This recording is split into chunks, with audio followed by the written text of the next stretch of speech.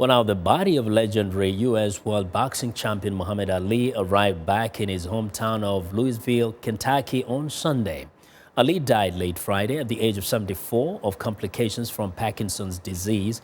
A motorcade to the funeral home was led by a hearse that has met the chartered plane carrying Ali's body back from Arizona, where he passed away. As his body was being flown back to his hometown, members of different faiths gathered at the Louisville Islamic Center to pay a tribute to the man who dubbed himself the greatest. I know you have left us to a journey of infinity, a realm that we don't know a lot about. But in the heart of my hearts, I know that you are smiling in paradise with the Prophet Muhammad, Jesus, Moses, and all the sacred ones, and jabbing at them with love. Well, Louisville will honor him with a procession through the city Friday, followed by a public function at a sports arena. Former U.S. President Bill Clinton is among the luminaries scheduled to deliver eulogies. Ali was born at Cassius Clay in Louisville in 1942, but changed it after he won the world heavyweight champion and embraced Islam. Now, Muhammad Ali was such a dominating Olympic and professional boxer and so admired that Sports Illustrated magazine named him Sportsman of the 20th Century. Viewers Carla Babb brings us the story of one of the most beloved and most controversial American athletes. This son of a Kentucky painter took up boxing after neighborhood bullies stole his bicycle. His trainer said the boy, then known as Cassius Clay, grew to mix raw talent with determination. A dynamite right sends Archie Moore crashing to the floor.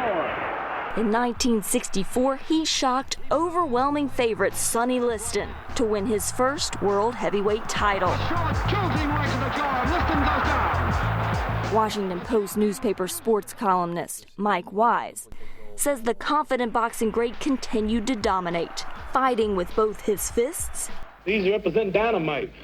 and his words. He was probably the first guy, the first athlete in America to brag about something and back it up. Nobody boasted in those days. I'm the greatest, and I'm knocking out all bums. And if you get too small, I'll knock you out. Clay had joined the Nation of Islam and changed his name after that fight to one that is revered around the world, Muhammad Ali.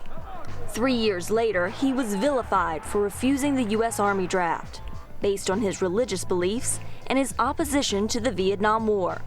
Ali was convicted of draft evasion and stripped of his title, keeping him out of the ring for 3 years until the Supreme Court overturned his conviction in 1970. Just months after returning to the ring, new heavyweight champ Joe Frazier dealt Ali his first professional loss. But Ali later took his revenge against Smoking Joe Frazier and won their second fight. Another classic bout for Ali was against George Foreman. Ali and Foreman took their 1974 championship fight to the former Zaire in a remote part of Central Africa. It was a boxing match immortalized as the Rumble in the Jungle. I have wrestled with an alligator. I have tussled with a whale. I done handcuffed lightning, throw thunder in jail. Bad, ain't it? Only last week, I murdered a rock, injured a stone, hospitalized a brick. I'm so mean I make medicine sick. Bad, fast.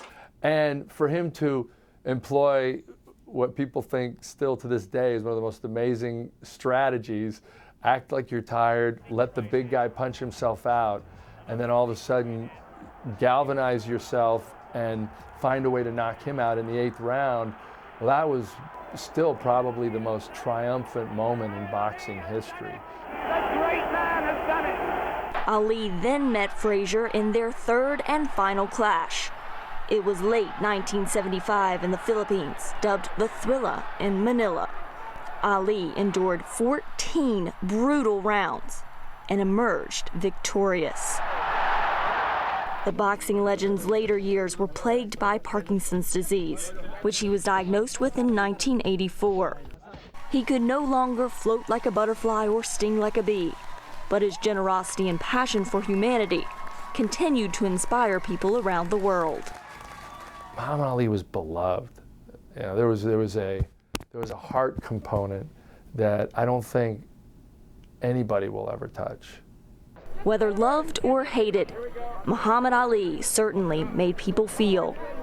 And that, perhaps even more than his boxing prowess, will be his lasting legacy. Carla Babb, VOA News, Washington. A true legend indeed.